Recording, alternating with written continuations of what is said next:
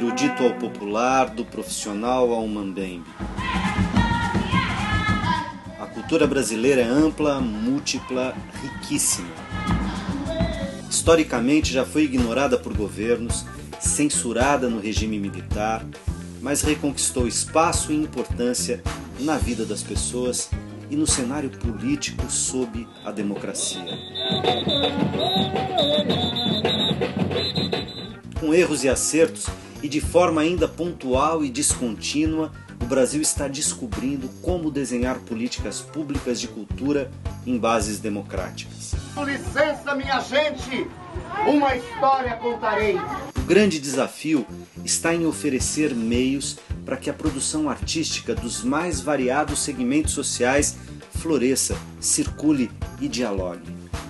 Para que o país seja melhor e mais justo, é preciso que todos tenham oportunidades para criar, compartilhar e acessar os bens culturais.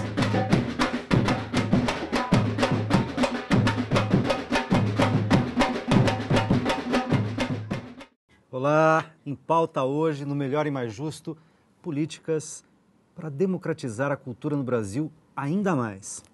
Para essa conversa, a gente tem o imenso prazer de convidar Sérgio Manberti, secretário de Políticas Culturais do Ministério da Cultura, Tadeu de Souza, coordenador da Funarte em São Paulo, Paraná, Santa Catarina e Rio Grande do Sul, Célio Turino, historiador e idealizador do programa Cultura Viva e dos Pontos de Cultura, e Regina Ponce, secretária de Cultura de Diadema, aqui vizinha de São Bernardo, onde estamos. Bem-vindos a todos, né?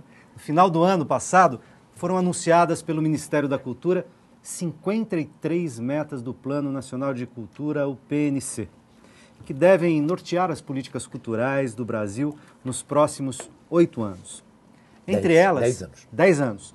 Entre elas, a proteção e a valorização de conhecimentos e expressões das culturas populares e tradicionais, a busca de uma média de 4 livros lidos fora da escola por cada um dos brasileiros, o funcionamento de 15 mil pontos de cultura, só para citar alguns exemplos.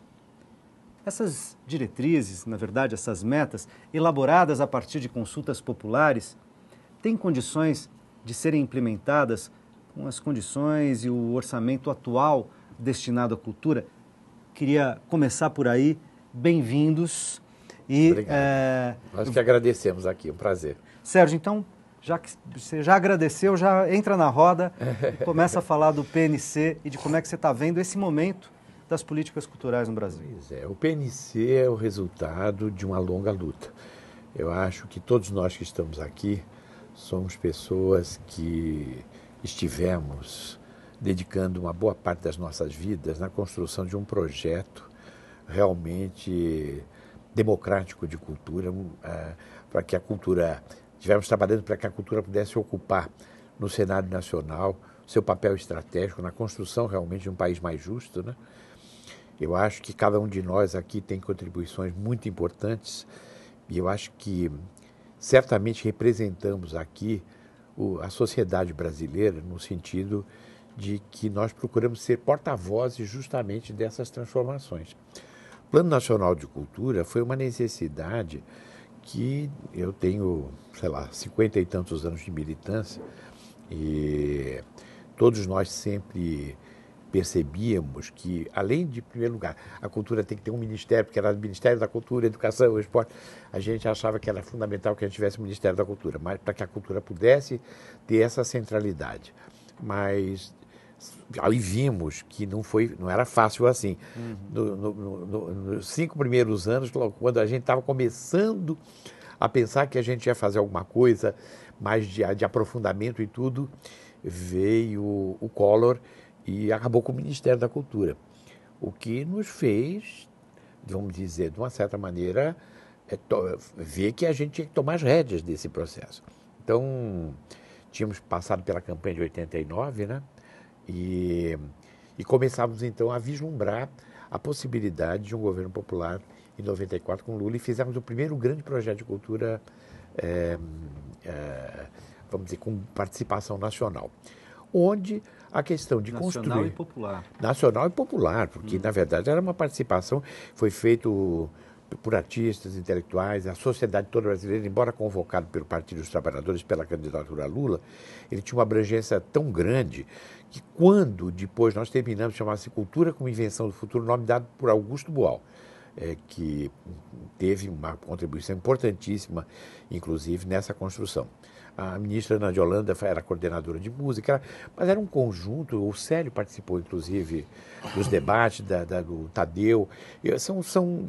Foi um processo extremamente rico, onde a sociedade brasileira toda, em 3 meses, sem computador, com um telefone... E um projeto que ficou hibernando e voltou à cena em 2003, é isso? 2003, exatamente. O Programa de Cultura de 2002, como é que é? A inteligência né, a serviço do Brasil, a imaginação a serviço do Brasil. Imaginação a serviço do Brasil. Que era o nome do programa de 2002, incorporou tudo isso e aí nós começamos essa jornada a partir de 2003, sob a liderança do ministro Gilberto Gil, que foi a pessoa escolhida pelo nosso presidente Lula. E aí nos unimos, o Célio veio logo em seguida... Eu acho que no segundo ano, né, que você veio, em 2004. Né? 2004. E já a partir daquela ideia do DOIN, né, cultural e tudo, e o Lula queria centros culturais e a gente tinha uma apreensão muito grande com esses centros culturais que se gastavam uma fortuna na construção e não tinha depois dinheiro para fazer o programa e para estar alimentando as políticas, para fomentar, exatamente. E aí o Célio chegou justamente mas o que nós vamos fazer então? E foi assim uma coisa que eu me lembro logo das primeiras discussões que o Célio começou então a se aprofundar ali no processo todo. E justamente por esse ovo de Colombo, de repente, ele falou assim, não, se o Gil falou de pontos, então vamos pensar em pontos, né? E o que é esse ponto? É energização? Então tem que ser cultura viva. Então foi um processo muito bonito. O PNC, nesse momento, de certa maneira... Fazia parte desse conjunto coroa de preocupações. Esse movimento. Isso, exatamente. Com a ideia do ponto de cultura, o que nós buscamos é a potência e a capacidade de agir, de transformar, que todas as pessoas têm. Quem faz cultura são as pessoas, não é o governo. E é isso que se busca. O governo pode favorecer, o governo ele pode favorecer, dificultar, mas tem que abrir possibilidades. E também um outro conceito que passou-se a trabalhar, que é não mais a ideia do artista como criador e o povo como consumidor. E sim a ideia de que todos fazem cultura. E é nesse processo de troca intensa que acontece um grande desenvolvimento. E aí vai, desde a ideia do DOIN antropológico, uma acupuntura cultural, social, que é isso, aí ao ponto, até voltamos lá, Arquimedes, o matemático grego, né? Dê-me um ponto de apoio e uma alavanca e eu moverei o mundo. Então, é essa a ideia mesmo. É um conceito matemático. E você acha é simples. Que o PNC, de certa maneira, incorpora um passo seguinte ao que foi construído nesses últimos anos? Eu diria que sim, principalmente porque, como é um conceito que ele não é o habitual, o tradicional em políticas públicas, né? É tudo na sua caixinha, tem uma visão mais holística. Pontual, diversas. Ele teve um início com muita dificuldade, cresceu, chegamos a 3 mil pontos, até a época que eu estava no Ministério, já faz 2 anos que eu não estou mais, né? E agora ele parte para uma necessidade de institucionalização. No PNC e também em lei. É necessário ter uma lei para estabelecer tem uma longa pauta parlamentar aí. Um novo marco legal. Essa meta de... Seria um novo patamar, né? Da produção e da difusão cultural no Brasil. O problema é que, aí não é do Ministério da Cultura, mas é sempre a ruptura e a institucionalização das coisas, né? Quando se institucionaliza demais também, a vivacidade se perde. Você tem vários exemplos, né? México, um monte de lugares em que isso aconteceu de forma muito intensa. Então, esse é o problema. Um outro também... Aí a gente é convocado a inventar o futuro de novo. Exatamente. Inventamos agora e tem que haver um processo de de invenção e de ruptura continuado, porque senão a gente vai burocratizando e a cultura vai se fossilizando e aí ela morre. Falando em ruptura, eu vou te interromper e botar o Célio e a Regina na conversa. Tadeu, desculpa. Na conversa, antes que o primeiro bloco acabe. Vamos lá. Diga, Tadeu, por favor. Tutu, eu acho o seguinte, eu acho que além do PNC coroar esse momento que o Sérgio coloca, ele vem, de certa forma, implantar uma política de fato no nosso país, porque em um pouco mais de 500 anos de história, e é muito triste falar isso, o Brasil nunca se pensou em cultura como política de fato, né? Assim, você tem, desde a chegada dos portugueses, você vê a cultura como... ela vem como sendo aplicada do ponto de vista muito pontual. E por incrível que pareça, num país como o Brasil, com essa diversidade cultural tão forte e rica, a gente tem, pela primeira vez, um Ministério da Cultura criado em 1985, que logo em seguida, como já falou o Sérgio, é fechado. Né? E o que é verdade é que, no Brasil, a gente vem pensar em cultura, política cultural para a cultura a partir do governo Lula. E o Serginho é testemunha disso. Quando o governo Lula assume o Ministério da Cultura, né, um ministério era um elefante branco para atender políticas pontuais de cultura, né, ou naquela história de falar, olha, sabe com quem está falando? Eu quero entregar meu projeto, eu quero vender meu projeto, ou seja, a política de balcão. A política era o pontual e o balcão. A partir do governo Lula, começa a se pensar numa política de fato. Ou seja, na verdade, o que a gente tinha era quase que um atendimento ao mercado de Exatamente. cultura. E não políticas públicas de cultura. O slogan do Ministério, aliás, era esse. Cultura é um bom negócio. Regina, entra nessa conversa um pouquinho para você falar no primeiro bloco também, né? Sim, né? Em primeiro lugar, para mim é uma honra, né, estar com os grandes mestres da cultura, né, da cultura do nosso país. São pessoas, assim, são mestres mesmo, né, que têm um trabalho que todos nós temos que tirar o chapéu mesmo, porque vocês vêm trabalhando para o acesso mesmo, né, o acesso e dar voz àqueles que não têm voz. Então, vocês realmente estão, assim, à frente de uma proposta que transforma, né? Porque a gente acredita que através da cultura, que a cultura transforma o cidadão, transforma o ser humano, né? Sabe que o Zé Celso Martinez Corrêa certa vez falou, por ocasião da morte do irmão dele no Rio de Janeiro, ele disse o seguinte, enquanto a gente achar que vai combater o crime só com polícia, ele falou, só a arte combate o crime. Com certeza. Acho que ele tinha alguma razão, né?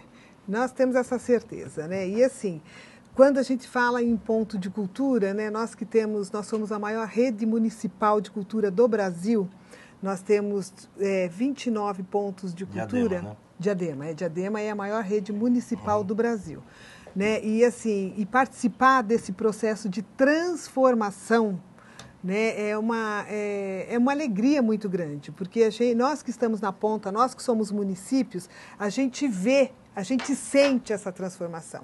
Talvez, né, todos aqui eu sei que sentem. O Célio, quando, né, porque a gente fala que é o idealizador desse programa Cultura Viva, eu falo dele porque eu conheço mais próximo, né?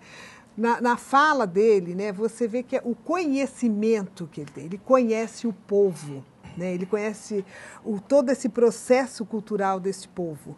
Então, assim, eu acho que só quem conhece mesmo é que pode realmente ter tido essa iniciativa, né, de pensar povo, de vamos concretizar os sonhos do povo. Porque a gente realiza sonhos. Nós que estamos aqui na ponta, né, quem está mais lá em cima, é muita burocracia, né?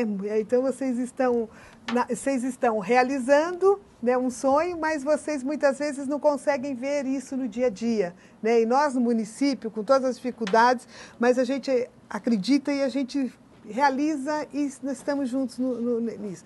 Então é assim, é maravilhoso, né, esse programa Cultura Viva. O Plano Nacional de Cultura, ele vem contemplar, ele vem coroar essas ações, né, que nós estamos vindo nesse aprendizado, nesse conhecimento, e agora ele vem realmente garantir, posso usar o termo garantir, exatamente, né? Garantir, né, a política pública que está sendo implantada pelo governo federal. Então, essa garantia é muito importante, né? Porque a gente vem vindo num processo de crescimento e nós que trabalhamos com a cultura, a gente sabe como é difícil trabalhar a cultura no país. Eu até é muito... queria dar um testemunho meu, porque eu acompanhei desde as primeiras campanhas políticas no sentido de fazer com que Diadema tivesse um governo democrático popular. E Diadema era uma cidade cercada pela violência, extremamente... Era um buraco na cidade ali, né? Nesse conjunto do ABC, né? E o processo de transformação de Diadema, ele certamente passa por toda essa gama. É claro que tem educação, tem uma cidadania, urbanização, tem todo um processo da população se, vamos dizer, mas apropriando. Que a cultura transversaliza, né? Exatamente, isso, a cultura não dá E não é à toa que tem 29 pontos de cultura. Estão me avisando que o nosso tempo estourou. A gente vai para um rápido intervalo e daqui a pouquinho a gente volta, não sai daí.